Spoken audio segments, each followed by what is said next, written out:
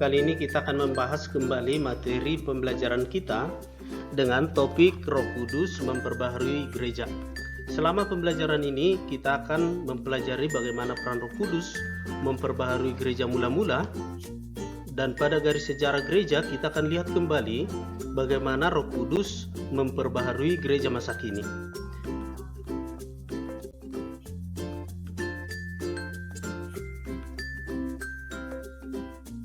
Pembelajaran ini kita ambil dari buku paket Pendidikan Agama Kristen yang diterbitkan oleh Kemendikbud atau Kementerian Pendidikan dan Kebudayaan Indonesia.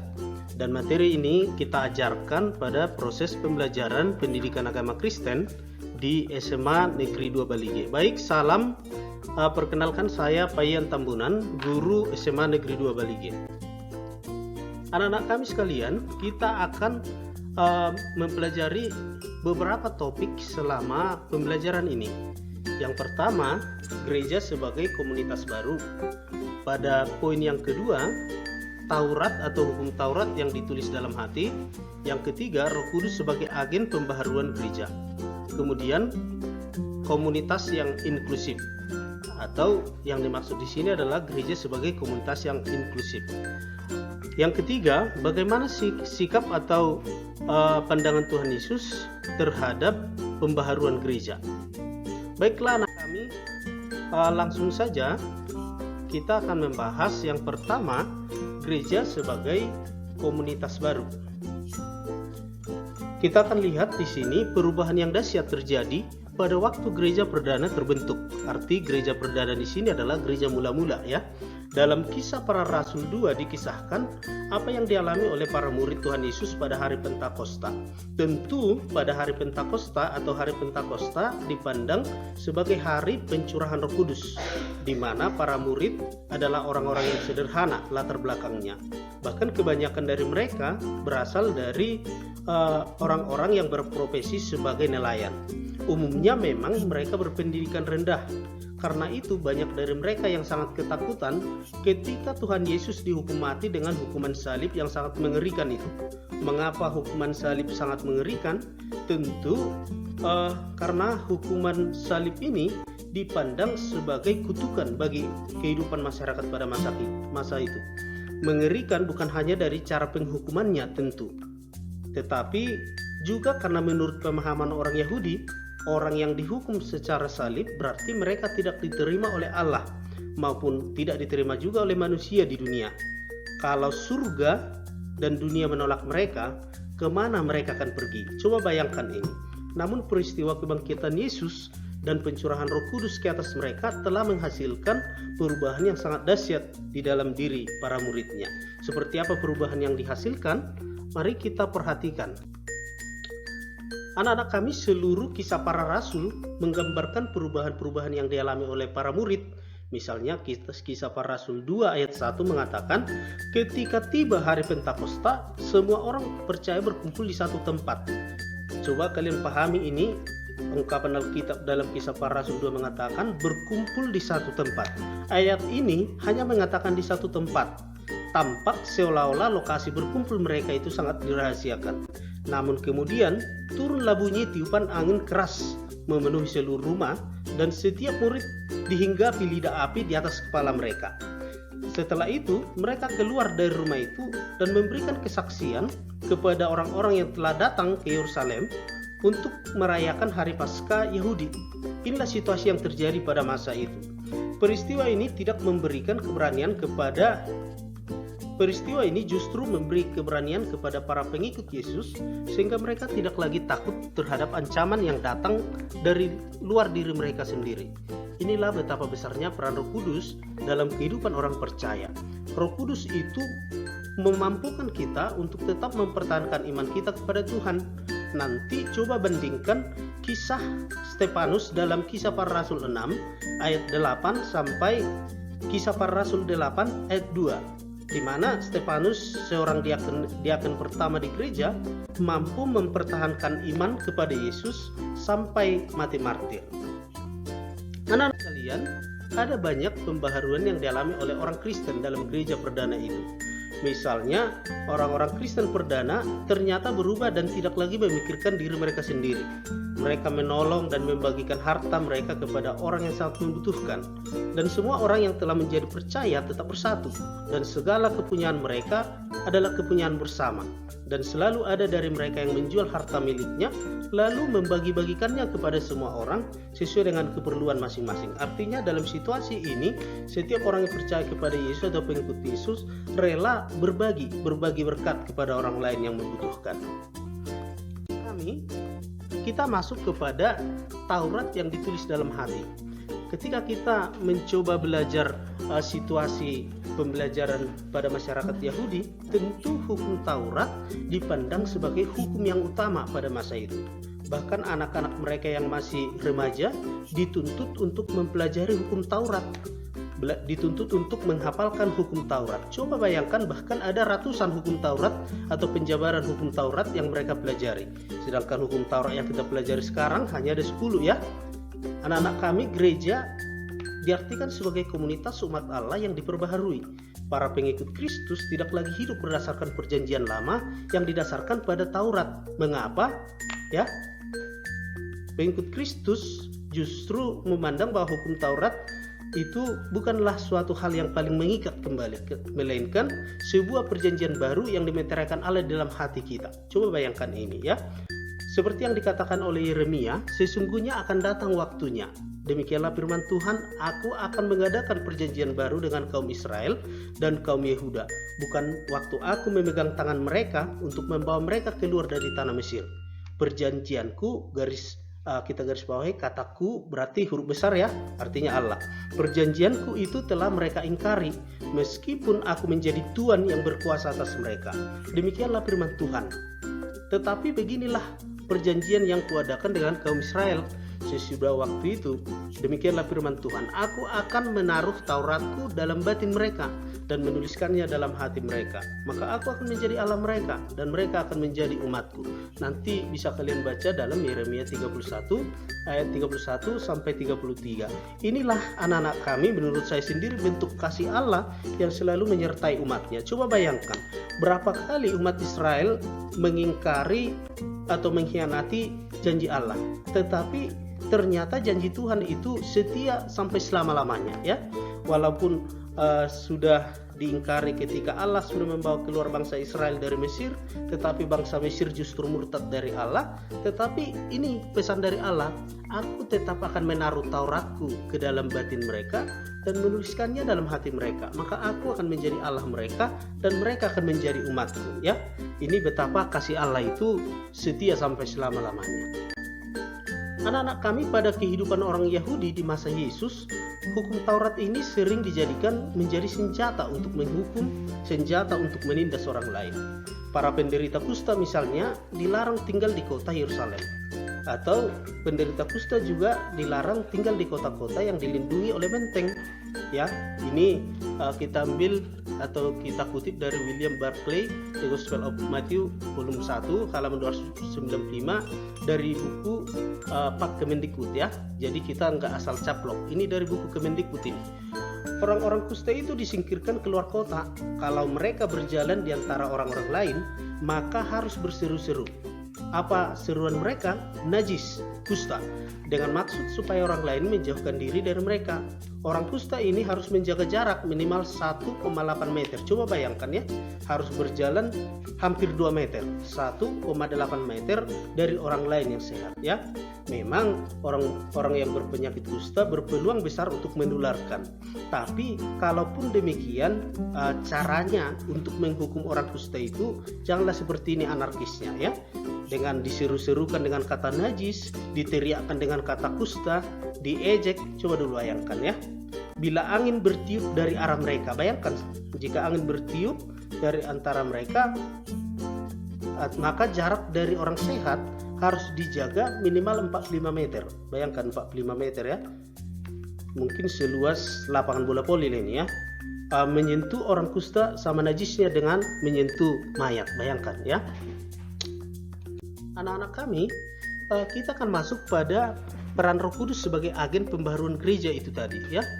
Apa peran Roh Kudus sebagai pembaharuan gereja ini tadi? Sama seperti topik kita ini, maka gereja perdana adalah komunitas yang diperbaharui sehingga komunitas ini tidak terjebak ya oleh belenggu hukum Taurat. Ketika banyak orang tertarik untuk menjadi pengikut Kristus, bahkan juga orang-orang yang berasal dari latar belakang non-Yahudi, Petrus justru mengatakan bahwa mereka tidak perlu dibebani dengan Taurat, melainkan bisa langsung menerima Kristus dan menjadi Kristen. Dalam Kisah Para Rasul 15 ayat 10-11, Petrus berkata, "Mengapa kamu mau mencobai Allah dengan meletakkan pada tengkuk murid-murid itu suatu kuk?"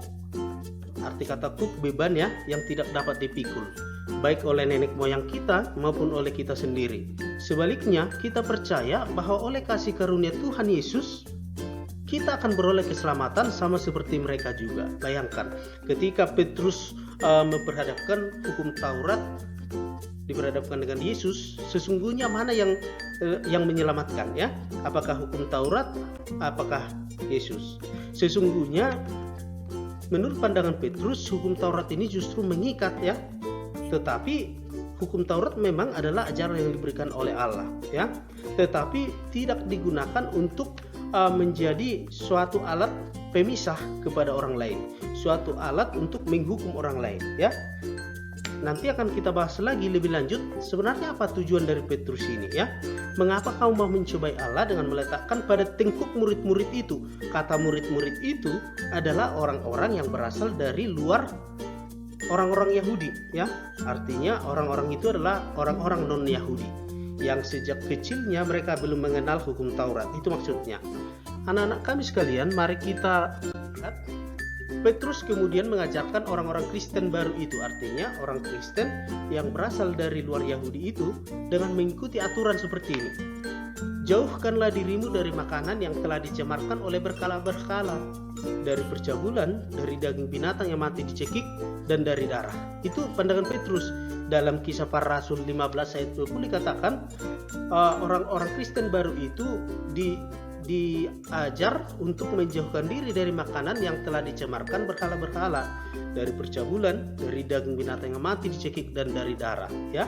Ini bukanlah hasil dari pemikiran atau hikmat Rasul itu sendiri. Artinya apa yang diajarkan oleh Petrus bukan oleh karena keinginannya sendiri, bukan supaya dia bisa menyenangkan hati orang non-Yahudi, bukan. Tetapi dalam Kisah Para Rasul ini, Kisah Para Rasul 10 ayat 9 dan seterusnya, diceritakan pengalaman Petrus yang bermimpi dan melihat sebuah meja yang turun dari langit, dan di meja itu terdapat berjenis-jenis makanan ya. Dalam satu meja itu ada makanan yang dianggap halal dalam adat istiadat orang Yahudi, tetapi ada juga yang tidak halal ya. Lalu Petrus mendengar suara yang memerintahkannya supaya ia memakan semua makanan itu. Namun sebagai seorang Yahudi, ya ini hal yang wajar karena Petrus adalah seorang murid Yesus yang berasal dari orang Yahudi yang mendapatkan pengajaran hukum Taurat secara ketat ya. Petrus menolak memakan makanan yang haram. Setelah suara itu berkata 3 kali, akhirnya Petrus pun mengerti. Ia menjadi sadar bahwa di mata Tuhan tidak ada makanan yang haram. Kenapa seperti ini? Karena segala sesuatu yang ada di alam semesta ini itu adalah hasil ciptaan oleh Allah, diciptakan dengan firman semua ya. Jadi sebenarnya konteks halal dan haram di mana? Ya, tentu itu adalah pandangan yang bersifat relatif sebenarnya ya. Sebab di mata Tuhan, di mata Allah tidak ada yang haram. Dan itu berarti perintah Taurat dijadikan relatif. Orang asing, goim. Nanti kalian garis bawah ya, orang goim. Dalam konteks orang Yahudi ya, goim itu adalah istilah Alkitab Ibrani standar untuk mengacu kepada suatu bangsa. Artinya kata itu digunakan jauh sebelum zaman Romawi menyebut orang-orang yang bukan Yahudi. Jadi orang asing atau orang goim yang dianggap sebagai orang yang harus dijauhi justru sekarang boleh diterima menjadi bagian dari gereja. Ya, ini adalah pandangan Petrus yang mencoba untuk memberi pengajaran atau penjelasan bahwa semua manusia ini adalah diciptakan oleh Allah ya. Maka semua manusia berhak untuk percaya kepada Yesus. Jadi keselamatan yang dibawa oleh Yesus tidak hanya bagian orang Yahudi ya, tetapi orang non-Yahudi pun berhak untuk menikmati keselamatan yang berasal daripada Allah melalui Yesus Kristus. Ini yang perlu kita pahami sehingga semua orang bebas untuk masuk mengikut Kristus. Gereja perdana itu akhirnya mengerti bahwa yang paling utama bukanlah apa yang tertulis pada hukum Taurat, ya. Bahwa yang paling utama bukanlah apa yang tertulis dalam hukum Taurat itu, melainkan jiwanya, ya. Apa yang maksud dengan jiwanya? Yaitu tuntutan supaya umat Allah bertindak adil dan setia kepada Allah. Seperti dikatakan dalam Mika 6 ayat 8, seperti ini bunyi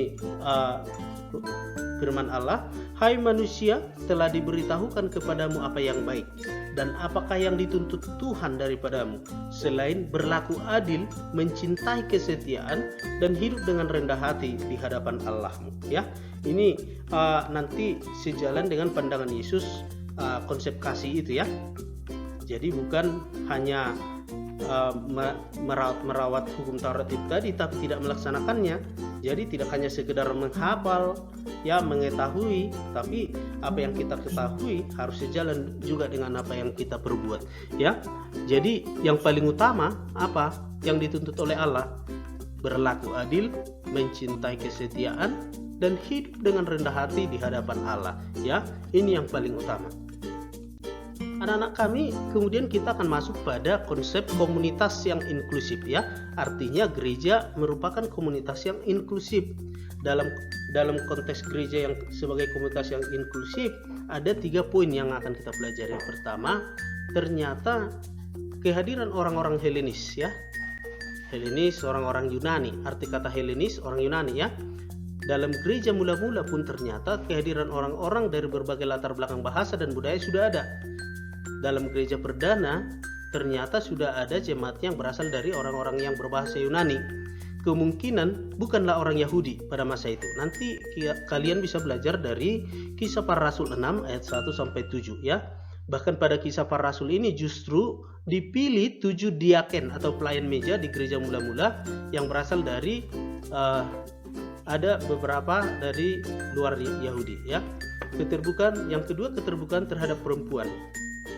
Pernahkah kalian berpikir bahwa sejak awal pun gereja sudah memberikan pemahaman bahwa laki-laki dan perempuan memiliki kedudukan dan posisi yang sama sebenarnya. Jadi tidak ada satu dasar dalam Alkitab yang mengatakan bahwa perempuan itu sesungguhnya kedudukannya lebih rendah. Sejak zaman Adam dan Hawa pun Allah justru menciptakan perempuan dari tulang rusuk itu tadi, ya. Artinya dari sisinya sejajar.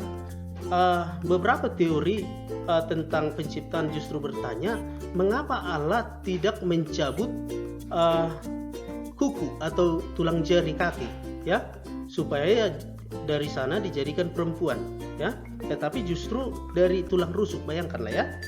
Kemudian ayat Alkitab juga berkata bahwa perempuan itu adalah teman yang sepadan dengan laki-laki itu, sepadan dengan Adam. Artinya tidak ada posisi yang lebih tinggi dan lebih rendah di antara mereka. Justru kehadiran Hawa adalah satu sosok yang melengkapi kekurangan Adam. Jadi mereka sesungguhnya tidak lagi dua, tetapi melainkan satu sebenarnya, ya.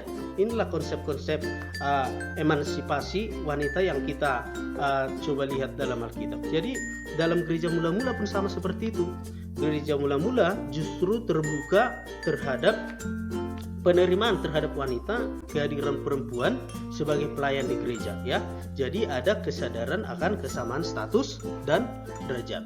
Jadi kalau ada nanti permasalahan emansipasi ini sudah jelas, ya, bahwa Alkitab justru mengatakan laki-laki dan perempuan itu satu derajatnya. Kemudian yang poin yang ketiga, keterbukaan kepada kaum marginal. Apa yang dimaksud dengan kaum ini? Mereka adalah kelompok atau kaum yang terpinggirkan, ya. Kelompok atau kaum yang statusnya disepelekan, ya. Tetapi justru gereja mula-mula merangkul semua orang, ya. Merangkul semua orang artinya semua orang memiliki posisi kedudukan yang sama di hadapan Allah, ya. Baik orang yang kaya, miskin, rendah, tinggi, pendek, gemuk, kurus, langsing, ya, bermata coklat, bermata putih atau kayak mana lah, ya, semuanya sama, ya. Yang kulitnya kuning langsat, kulitnya putih atau kayak mana, sama semua, ya. Jadi tidak ada perbedaan ini tadi. Jika ada permasalahan pada sama seperti yang di Afrika itu ya, tentang permasalahan warna kulit, gereja sebenarnya sejak awal menolak itu ya. Jadi itu bukan permasalahan kerohanian, itu permasalahan politik sebenarnya ya. Karena gereja tidak memandang ada perbedaan warna kulit ya. Semuanya adalah ciptaan Allah yang diciptakan oleh Allah ya. Maka semuanya memiliki kedudukan yang sama di hadapan Tuhan ya. Anak-anak sekalian, kita akan lihat bagaimana sebenarnya sikap Tuhan Yesus terhadap pembaharuan itu. Dalam sejarah kehidupan Tuhan Yesus selama ia tinggal berada di bumi ya, bersama-sama dengan manusia, sikap Tuhan Yesus terhadap orang-orang marginal justru bertolak belakang dengan hukum Taurat Israel. Kenapa? Karena Yesus lebih mencerminkan keterbukaan Allah seperti yang digambarkan dalam kitab Yesaya pasal 56 ayat 4-7. Kalau harus melakukan perbuatan baik, Yesus tidak mau menunggu sampai sabat berlalu ya. Jadi kalau harus membantu orang yang membutuhkan, bantu saja. Jangan pikirkan orang lain ya. Kalau mau berbuat baik, lakukan saja. Ia akan segera menyembuhkan orang sakit. Coba kalian perhatikan ini. Yesus menyembuhkan orang sakit kalau ia tahu orang itu membutuhkannya ya. Coba bayangkan ini. Dalam Markus 2 ayat 27 juga Yesus berkata kepada orang banyak, hari Sabat diadakan untuk manusia dan bukan manusia untuk hari Sabat ya. Jadi dalam kisah hidupnya di dunia pun Yesus terkenal sebagai satu sosok yang mau menolong semua orang. Bahkan Yesus menyembuhkan orang-orang yang sakit dan miskin ya. Jadi Yesus ini tidak pilih kasih tadi ya. Orang-orang atau kaum marginal itu tadi justru dirangkul oleh Yesus, diberi kesembuhan, ditolong, dibantu, sehingga mereka juga merasakan berkat Allah ya. Inilah contoh pembaharuan yang dilakukan oleh Yesus. Dalam kehidupan kita masa kini, pembaharuan seperti ini akan tetap kita alami. Karena setiap waktu Roh Kudus akan terus bekerja, dan Roh Kudus akan terus bekerja memperbaharui kehidupan kita. Demikianlah anak-anak kami proses pembelajaran kita kali ini, pembahasan tentang materi kita. Jika ada yang kurang jelas bisa kita jawab lagi melalui chat, WA, grup, atau media sosial lainnya. Dan jangan lupa di subscribe ya, supaya kita lebih semangat lagi, sama seperti yang dikatakan Ibu Sinar Monalisa ya. Demikian anak-anak kami sekalian, sampai jumpa. Shalom.